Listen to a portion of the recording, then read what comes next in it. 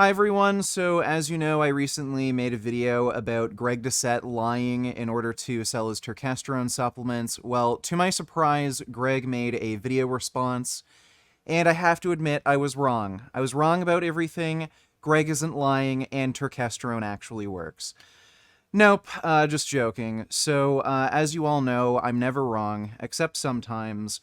But in Greg's response video, basically he didn't make any real arguments. He essentially just repeated himself. He repeated all of the stupid nonsense he always spouts in his Turkesterone videos, and he made a series of lies, clipped me out of context, made up a bunch of bullshit. So as is typical, we're going to go through Greg's video and rebut each of his claims or arguments, if you can call them that, point by point, and just so you all have proper context.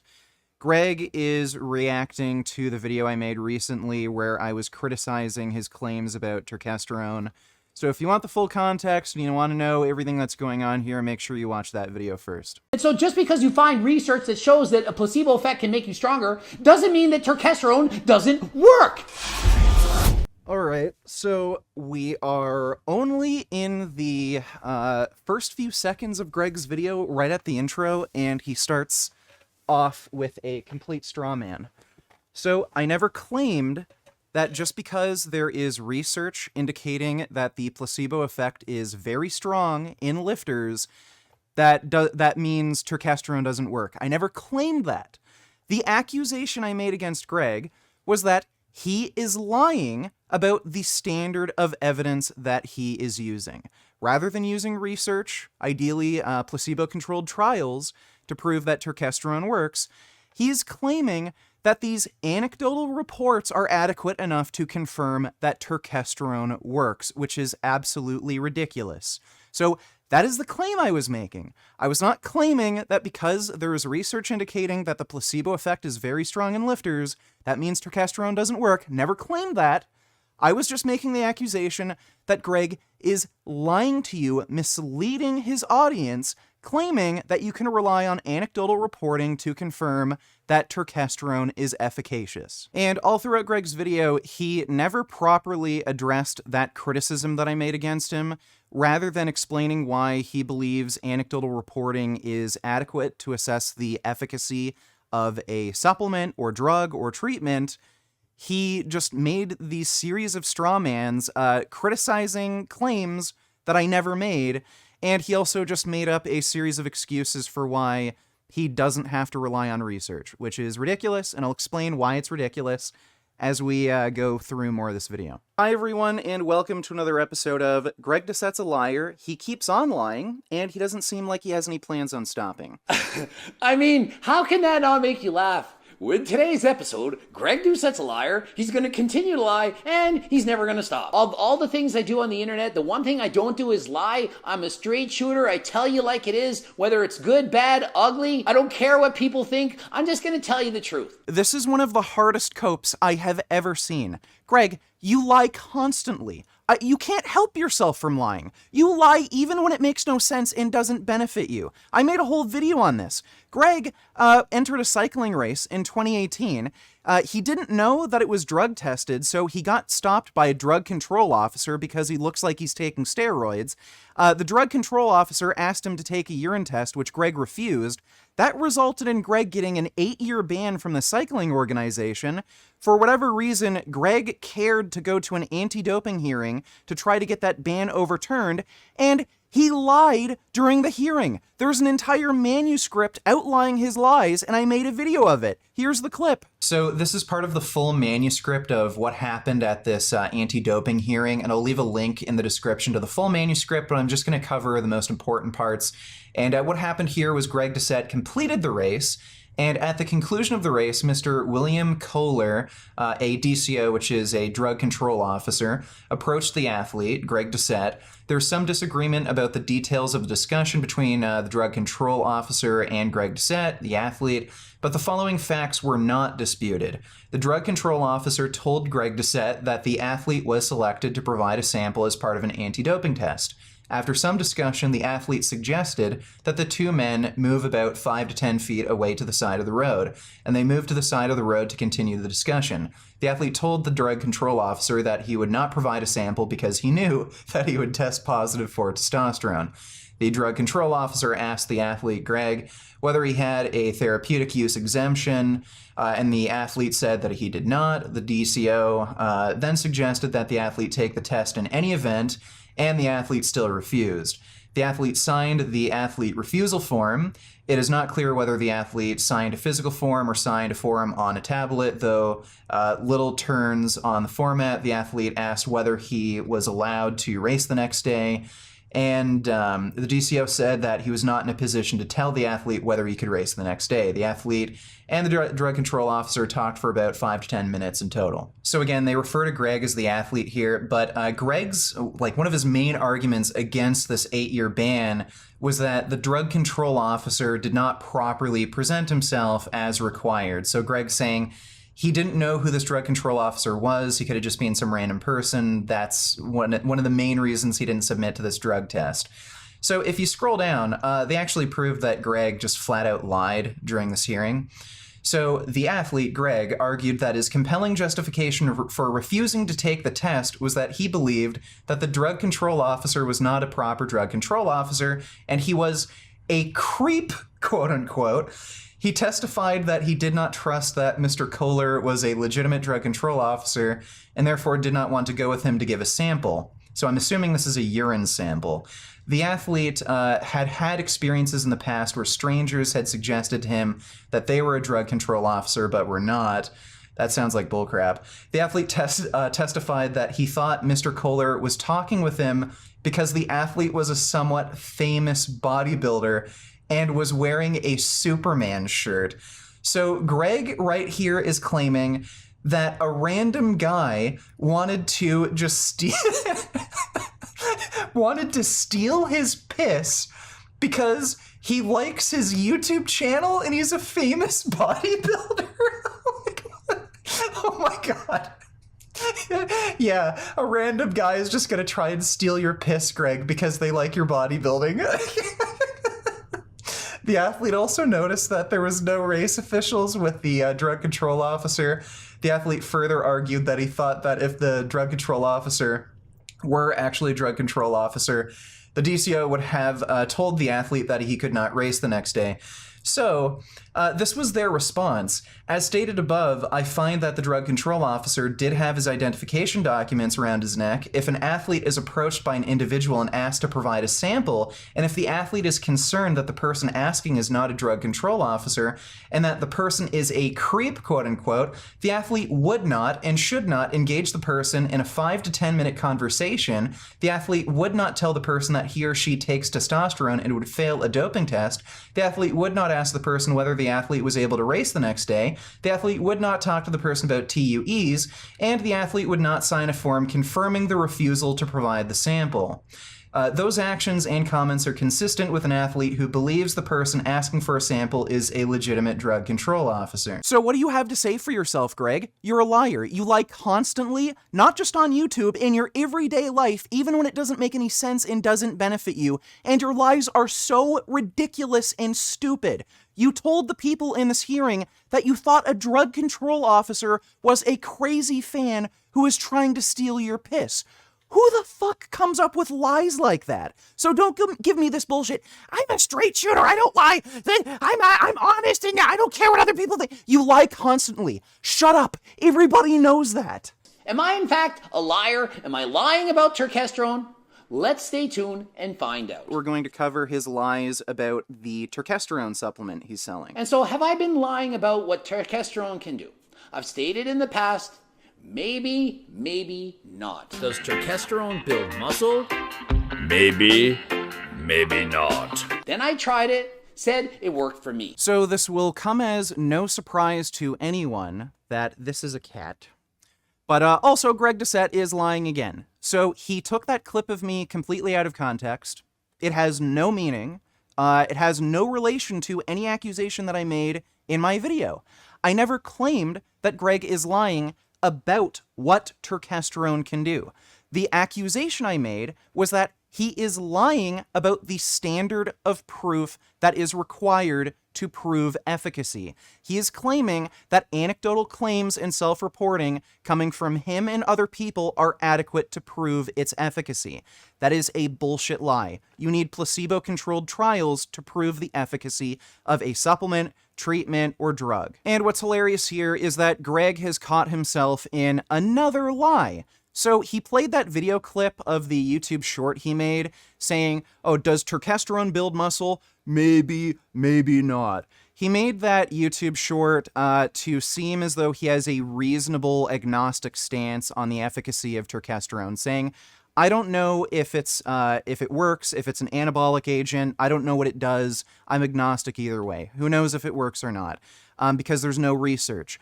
Well, Greg's not saying that anymore. He's definitely not agnostic because in this very same video in which he's responding to me, he is making absolutist statements claiming that turkesterone is an anabolic agent that allows faster recovery from exercise. So Vegan Gains is literally helping my argument that turkesterone works by saying, well, he was training more. Yeah, he was training 3 or 4 days a week because he was always sore, not recovering, took turkesterone, he felt more recovered, he was able to train more often. Does that not sound like a supplement you want? How many of you would like a supplement that helps you with recovery, that allows you to train more frequently, that you get up the next day, you're not sore and think, wow, I can go to the gym again? Does that not sound like a supplement you want? Oh, but Pure Bullfit, what a horrible experiment. He trained more often. Yeah, because the supplement allowed him to. So, Greg, tell me, what position do you hold? Are you agnostic? Are you not sure whether or not turkesterone works because research hasn't come out to support it? Or are you going to keep making these absolutist statements that, oh yeah, turkesterone definitely works, you moron. Somebody took it and they were able to exercise more because it enhanced their recovery and they built more muscle. You can't hold these two positions. Either you're agnostic and not sure if it works because research hasn't concluded that, or you believe that anecdotal reporting is adequate enough to prove efficacy. And that is my argument, Greg, that anecdotal reporting is not adequate to prove efficacy. Ask yourself, what basis do you have to make this claim that turkesterone enhances workout recovery? The only basis you have to make that claim is some guy on the online said so. So if we're going to use that as a basis for standard, for burden of proof and a standard for evidence, that means you have to accept bullshit debunked crap like homeopathic medicine. Greg, you can look on Amazon. I found a supplement, homeopathic medicine. It increases human growth hormone and extends life expectancy, and you can find an innumerable amount of reviews of people saying it works. Does that mean it works, Greg? Is that what we're going to use as a standard, as a basis for evidence? Well, I don't think you'd agree with that when it comes to homeopathic medicine. I don't think you'd agree with that when it comes to any other bullshit, like prayer. Do you think prayer works because some people say, oh, I had cancer and I prayed to God and my cancer went away? Does prayer work now because people can anecdotally report anything they want? This is what I was arguing, Greg, and you are not actually responding to those arguments. You're just over and over again repeating yourself, turkesterone works, some guy said so. Then Pure Bullfit Kevin made a video and said he used it and it worked for him. He said it worked for him. No one said it worked for everyone else. Right, Greg, just like how prayer doesn't work for everybody. It might work for some people and you pray and your prayer gets answered. That's great for them, but some people pray and their prayers don't get answered. So sometimes prayer works, sometimes it doesn't. This is the crux of my argument. My argument is that you cannot rely on anecdotal reporting to prove that a supplement, drug, or treatment works. Ideally, you need placebo-controlled trials. What does this have anything to do with that statement? Nobody said it works for everybody. How is that in any way a response to what I said in my original video? You're just straw-manning me. I never claimed turkesterone has to work for everybody. I never claimed that it has to have a huge magnitude of effect. The only criticism I made is that you are misleading people into thinking that anecdotal reporting is adequate to prove efficacy, which it absolutely is not. And Greg knows this. Greg knows that using anecdotal reporting as a standard for evidence is absolutely ridiculous, which is why he's making this anti-intellectual statement, oh, it worked for him. Might not work for everyone else, but it definitely worked for him. I could say that about anything, Greg. I could say that about prayer. Just try praying. Prayer will work for some people, but it won't work for other people. Some people who pray, they'll get their prayers answered, they'll get the puppy they wanted for Christmas, they'll get their cancer cured, but other people will pray and nothing will happen. Just like turkesterone, right? If you take turkesterone, some people will see a benefit from it, and other people won't. Turkesterone is just like prayer, right, Greg? What the hell does that statement have to do with proving efficacy? Absolutely nothing. You know that. All you're trying to do is dumb your audience down so they don't use their critical thinking skills, so they don't understand what standard of evidence they need to determine the efficacy of a supplement, drug, or treatment, and they will give you money, you lying. No one said guaranteed to work. That research proves works for everyone. And just think, even creatine, well-researched, perhaps 1,000 studies, it doesn't work for everyone. Some people respond better to creatine than others. So again, what the hell does any of that have to do with the criticisms I made? Again, Greg, the criticism I made is that you are being dishonest in claiming that you can determine the efficacy of a supplement like turkesterone just from anecdotal reporting. What does creatine not working for everybody have to do with the efficacy of turkesterone? Absolutely nothing. You are just coming up with a straw man. I never claimed turkesterone, creatine, or any other supplement, drug, or treatment has to work for everybody. The thing with creatine is there are double-blind, randomized, placebo-controlled trials where the treatment group gets better results than the placebo group, proving that creatine has some sort of effect. Whereas that evidence does not exist with turkesterone. So again, what does this have to do with any of the criticisms I've made? Nothing. You're just coming up with bullshit. You're just strawmanning me. You're not attacking my arguments because what is there to attack? You're literally claiming, oh, well, prayer works for some people, prayer doesn't work for other people. That's what you're saying. What meaning does that have? Nothing. You are spouting bullshit and trying to confuse your audience so that you can sell supplements. That's all you're doing. And so Coach Greg and Pure Bullfit, both hyper responders to turkesterone. But have we ever lied and said, it works for everyone, you should buy it, guaranteed results? If I did, I would be a liar.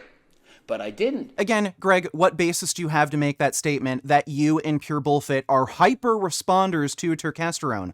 Just like how some people are hyper responders to prayer, some people pray to get their cancer taken away, and oh my god, they're cured of cancer. They must be hyper responders to prayer. But other people, they pray, they can't even get $5 in the mail. So I guess some people hyper respond to prayer and other people just don't, right, Greg?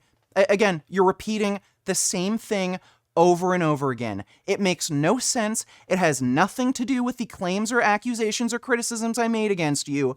What is this bullshit? You're literally trying to convince people that prayer works at this point. This is just full-on stupid clown mode. And Greg, like you're saying, when did I ever say turkesterone works and you should take it? I guess you forgot that you said this in your own video. Yeah, he was training 3 or 4 days a week because he was always sore, not recovering, took turkesterone, he felt more recovered, he was able to train more often. Does that not sound like a supplement you want? Does that not sound like a supplement you want? Does that not sound like a supplement you want? How many of you would like a supplement that helps you with recovery? Helps you with recovery. That allows you to train more frequently? That you get up the next day, you're not sore and think, wow, I can go to the gym again? Does that not sound like a supplement you want? Does that not sound like a supplement you want? Oh, but Pure Bullfit, what a horrible experiment. He trained more often. Yeah, because the supplement allowed him to. Because the supplement allowed him to. If I did, I would be a liar. So, Greg, like I said before, the only way you would have an intellectually honest, legitimate basis to make that claim is if there were placebo-controlled trials on turkesterone where the treatment group got better results than the placebo group. That would prove pretty definitively that turkesterone has some sort of positive anabolic effect that promotes muscle growth or recovery or something like that. But you don't. The only thing you have to go on are anecdotal claims, and as I pointed out before, anecdotal claims are worthless. If we're going to rely on anecdotal claims, that means prayer works. That means faith healing works. That means homeopathic medicine works. That means any bullshit that you can think of works, but according to you, Greg, it might work for some people, might not work for other people. Again, what the hell does that have to do with the issue of determining efficacy? Nothing. It has nothing to do with that, Greg. You're going to keep repeating yourself over and over and over again. Even if you make a response to this video, I know that's what you're going to do again. You're going to say, it works for some people, it doesn't work for other people. I'm not going to respond to Vegan Gage's argument. I'm going to say, I don't have to respond to arguments. All I have to say is, it works for some people, it works for other people, then buy my fucking Turkesterone supplement. But hey, let's listen to Vegan Gains and find out. Trying to convince his audience that it is a very potent and efficacious product. Now, the way he's doing that is not through research, placebo-controlled trials. And so is it my fault that there's not a lot of research out there? I mean, Jeff Nippard made a video that said, the research is inconclusive. We don't know if it doesn't work or if it works. There hasn't been enough research to make this point. And so all we can rely on at this point is anecdotal evidence. And so when Jeff Nippard made the video, did he in fact try it and say it didn't work? No. If he had tried it and said, wow, it worked, and Jeff Nippard posted a video about it, probably sales would go up. And so rather than trying it and saying, hey, I tried it and it didn't work for me, well, that would be good evidence that perhaps it doesn't work. Again, this just perfectly demonstrates that Greg just has no interest in responding to my arguments. Greg, no, if Jeff Nippard or anybody else took Turkesterone and it didn't work for them, that would not be good evidence that it doesn't work because, again, it is anecdotal self-reporting. That is the entire focus of these videos, and you're just ignoring that. You just go on and on about, it works for some people, it doesn't work for others. Again, what does this have to do with anything? Has nothing to do with my video, nothing to do with my argument. All you're doing is wasting my goddamn time. Your entire channel at this point is a waste of goddamn time. And with that said, I think I'm going to end things here. We've already been running for over 20 minutes, and I've only responded to the first 3 minutes of Greg Doucette's 20-minute video. So if I keep going and respond to his entire video in full, in this one video, I'd have made like 3 feature-length films. And we've already covered pretty much all the arguments that Greg made, all the relevant ones anyway. This is what Greg's whole response to me amounted to. Oh, Turkesterone works for some people, doesn't work for other people. Okay, great, Greg. That is in no way a response to any criticism I made against your Turkesterone claims. So, great. You wasted everybody's time. Greg does make some, like, sort of irrelevant arguments later in the video that I kind of want to address because it relates to the placebo effect and, you know, standard of proof. But again, I might respond to that in a part 2, but we're going to end things here. Last thing I want to say is, Greg, I offered to debate you. I left a comment in your in the comment section of your YouTube video challenging you to a debate on this topic. And unsurprisingly, Greg has not responded to me. He's not tried to reach out to me in any way, and I think we all know why that is. It's because he has no argument. He didn't make an argument in his video. Do you really think he's going to make an argument in a live debate against any of the criticisms I made about his standard for burden of proof and relying on anecdotal evidence? Of course not. If he were to debate me, he knows he'd make himself look like an idiot, and I think that just proves that Greg is lying. He does not believe in what he's saying. Again, he's just trying to mislead you. He's trying to dumb down his audience so that they don't use their critical thinking skills and question whether or not they should take Turkesterone, a supplement that has no proven efficacy, where there are only anecdotal reports, and there are no placebo-controlled trials. So that's that. Hope you enjoyed this, and as always, keep making those vegan gains. Beef. What a relief. When will this poisonous product cease? This is another public service announcement. You can believe it or you can doubt it. Let us begin now with the cow. The way it gets to your plate and how.